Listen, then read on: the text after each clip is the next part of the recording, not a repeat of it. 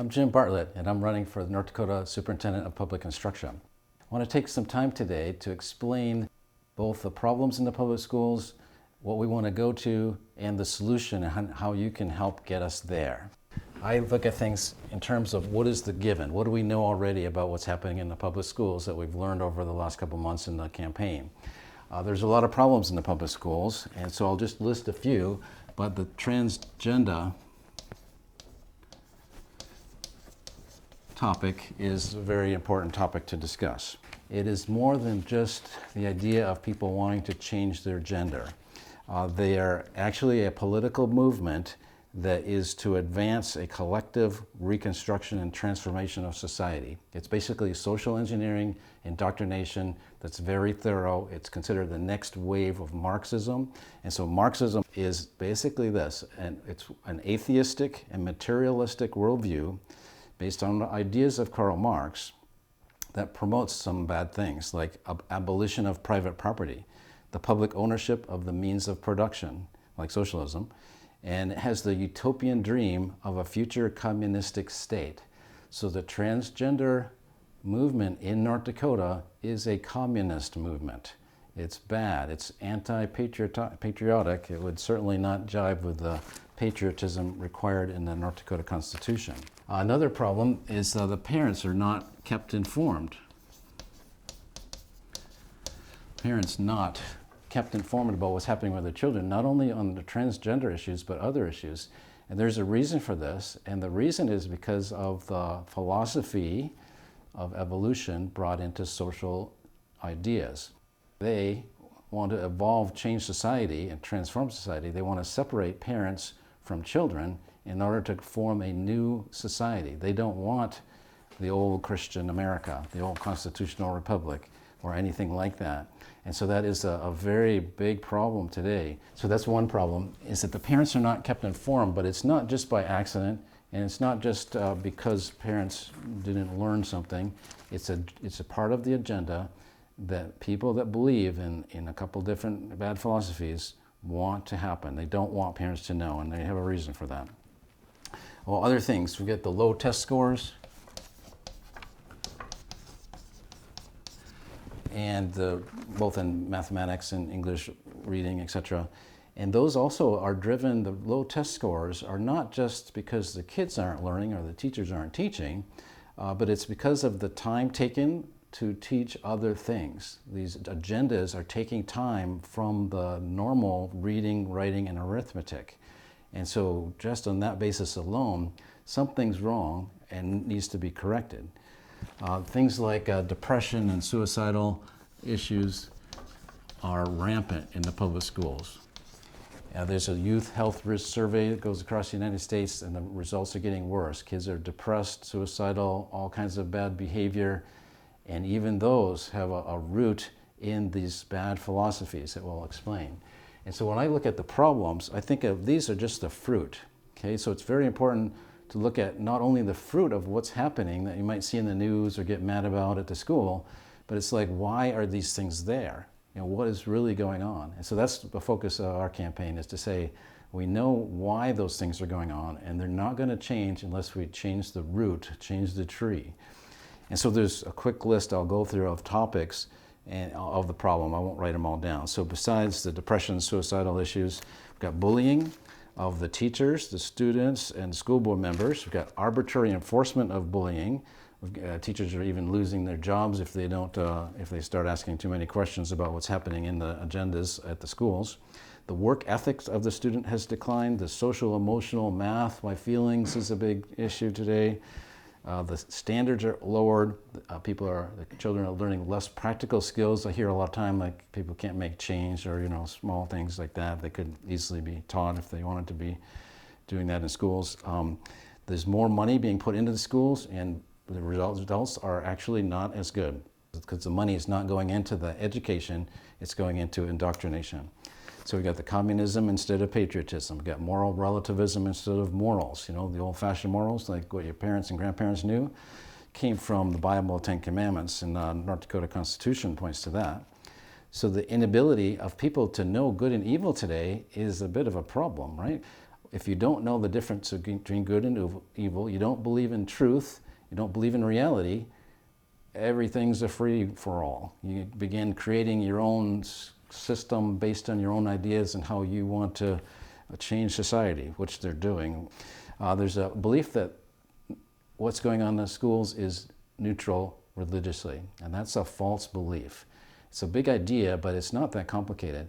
So if you just think everything's fine in a public school, there's no religion in a public school, and so you don't want to bring in Christianity, you defend somebody, or those kind of ideas. That thought is based on the idea of the impossibility of neutrality. It's not neutral. There's references that explain that. One of them that I like is called The Clergy in the Classroom, and the clergy is not Christians, it's secular humanists. And so what is a secular humanist? A secular humanist, sometimes called secularist, believes these things. And so think about this.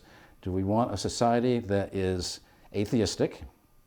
So there's no God, no accountability, everybody does their own thing.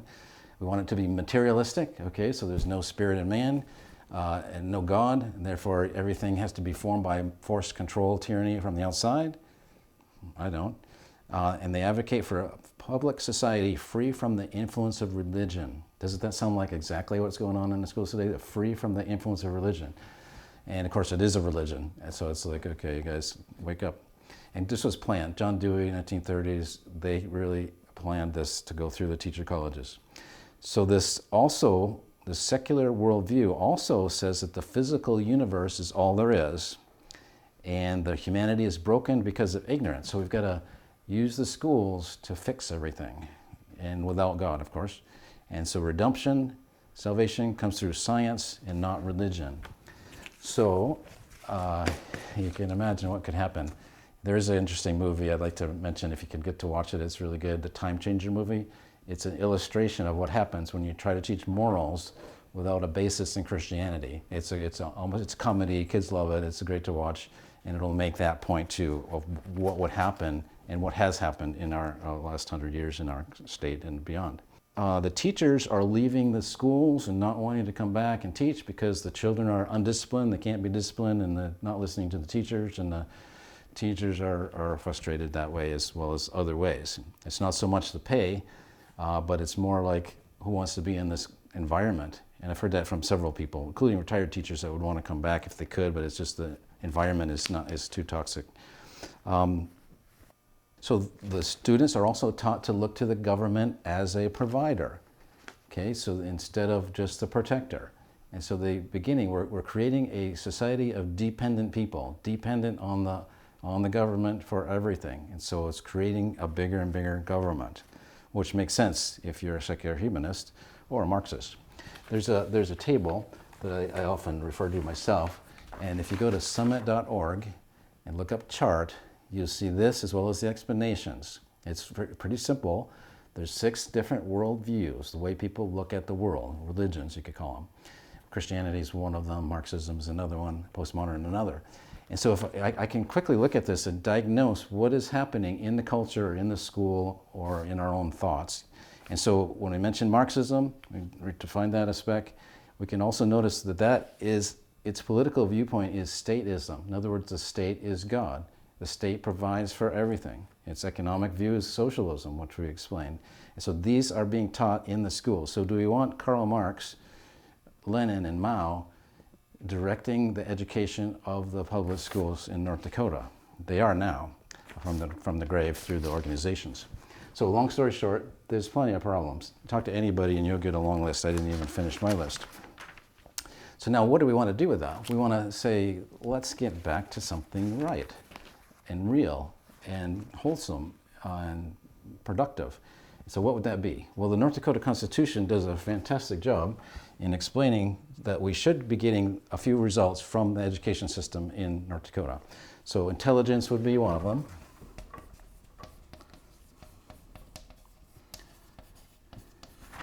Another one is patriotism.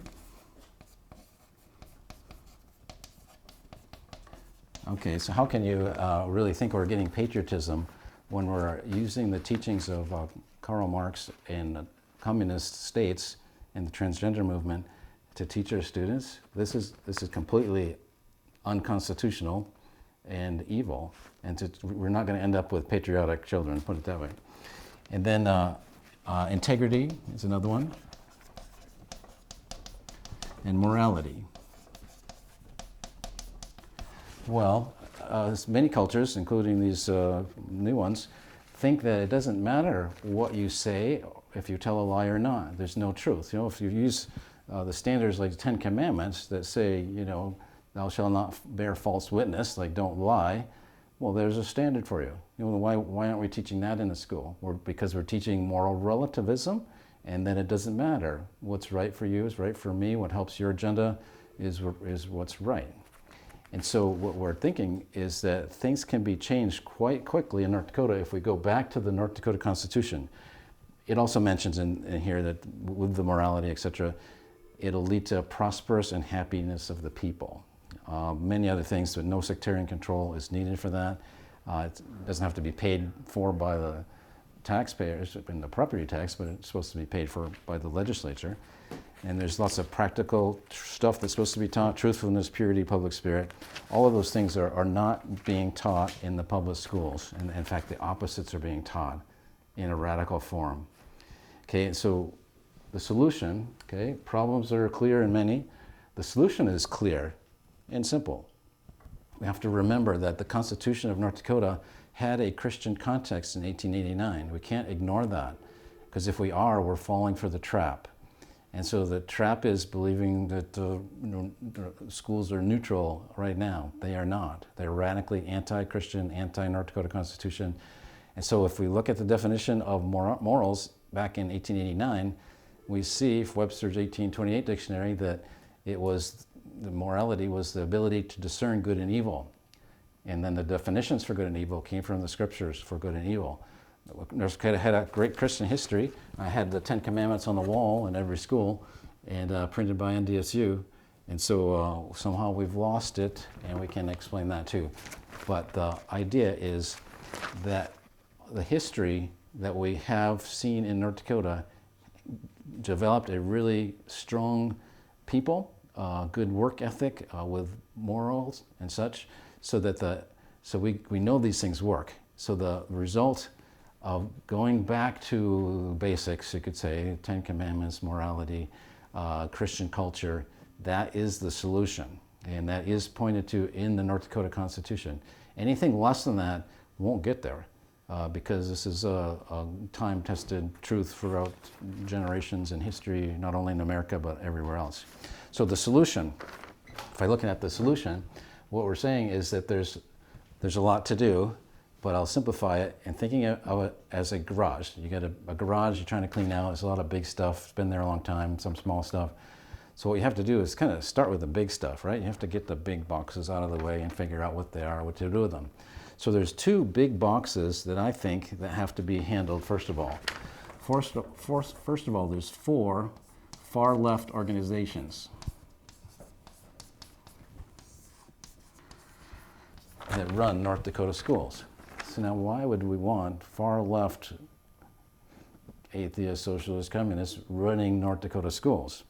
Well, they are the Department of Public Instruction, the North Dakota Center for Education Leadership, the School Board Association, and the Teachers Union. And so the problems that we have having that whole list, those could be expected. I mean, even if we didn't have those organizations, you could predict ahead of time those things would happen based on the agendas that have been written down. So this is no news, but maybe the news is that those organizations have to be dismissed immediately. I mean, there's no way about it. They have to get rid of them, because that's the poison to the education system. That's the root. The ideas behind it maybe is the root, but they're the tree that are putting off this bad fruit. And it's very bad. It's hurting the children physically, mentally, morally for the future, and then what they're going to teach the next generation. So we're with the education system anywhere, but for instance in North Dakota, what we're teaching the kids now is what we're going to have in leadership in the government next round, right? So we're going to have the legislators, either they're going to be communists or they're going to be free market people and Christians that can vote based on good and evil, right? If you don't have that, you got a big problem. You know, Christians are going to have to work harder. So it's really important that we get rid of the evil and keep the good. You know, the role of government generally is, Romans 13, is to help the good and punish the evil. But you have to know the difference. So everybody has to know the difference, and everybody can do something a little bit at a time, even now before the election. There's lots everybody can do, from children to adults. And so not only those 4 organizations have to be dismissed, but the curriculum that they've instituted, the library books, the radicalized staff and the teachers, and you know, we got to update the North Dakota Century Code in order to keep them out. And so it's very important that Christians get involved, not only with voting in the primary beginning in this June 11th, but in every area. We can explain a lot more. So the second area of the solution of the big stuff is to really thoroughly return control to the teachers, to the parents. Return control to parents. They don't have control now. School boards also don't have control now. And we've got stories about that. They can't choose the curriculum because it's already been chosen for them, and they're frustrated even there. So to actually really return the control of education to parents, you have to realize that this is God's design. Okay, He gave parents the responsibility for the education of their children, not the state. Remember, Marxism, state is God. That's not what North Dakota Constitution points to. It points to the Almighty God and morals from there. And so in order to get back to really thoroughly and return the control to the parents, practically, here's what it would look like. Gather the parents at an individual school, and then on the whiteboard write total parental control on the top, and then on the left start writing down the goals, vision, and mission for that particular school or group of students in that school. And then from there, can start doing some practical things like accounting based on the values that the parents want. Okay, so yeah, we want reading, writing, arithmetic, some sports in there.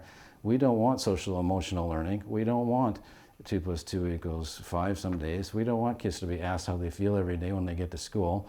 We don't want bullying. We want discipline. We want the teachers to be free to teach what they want and not threatened with their job for acting like a Christian. So whatever those things are, within the bounds of the North Dakota Constitution, which is a Christian document in the sense of the morality and acknowledging God. It's not sectarian. There's no one denomination that we're promoting. It's just truth and reality, which is not being promoted in the schools right now. In fact, it's radically opposite that. And so those are the 2 big things that can be done, very simply, cleaning out the garage. First, clean out the far left organizations and the people that are involved in those, and then return parental control really, because wouldn't that be exciting for parents too to get into that? So there's many questions, of course. And what about the Christians, people that are not Christians? It's like, well, you'd be welcome to come to the North Dakota Public Schools, just like Christians are welcome to come to the humanist schools now. It would just be a little bit different, right? Because you'd be basing what we teach on a reality of the North Dakota Constitution and its Christian history, and not denying that. People could still choose homeschooling or private schools as they like. What about separation of church and state? Okay, yeah, the Marxists believe that the children are owned by the state and that Christians should be silent. That's not separation of church and state, is it at all? And so the separation of church and state was just not having a religion, one denomination covering the whole country. And so there's many things. The 10 Commandments are not sectarian. I mean, every Bible has it in there, no matter what denomination people are. And there's much more. And then, of course, you got to do something with all those bad books. So if they're electronic, deleting would be nice. It'd be easy to do. I'll replace them with good stuff. In fact, I often look at the reading the kids are actually given. I mean, the focus is on ability to read, but they're given garbage books. Like, why not just get some good books? I mean, ask the homeschoolers. They're doing the free market research on all the greatest books in the world. There's so many fun books, historical fiction that are exciting to read. Why are we reading junk books? It makes no sense at all. So in conclusion, I want to mention what would things look like if we don't change things in the schools today. Okay, well, it can't get too much worse because God judges things when they get bad, right? So Sodom and Gomorrah was judged. The Tower of Babel was judged. So we would have basically a Chinese global communism and tyranny further encroaching on our freedoms. And of course, the goal of those things are to crush Christianity, which won't happen, of course. So the radical agendas have to be stopped now, dead and buried in their tracks. There's just no excuse, nothing else can be done. So I can't implement those things from a DPI point of view unless you vote for me on June 11th.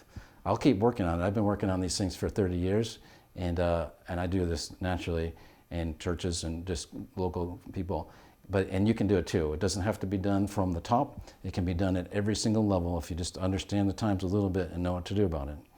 And so bartlettspi.org is our website. We've got some blogs with more detail. There's some great references to know what's happening. The first one I always recommend is that summit.org, and look up chart, and you'll start to get the picture of what is going on.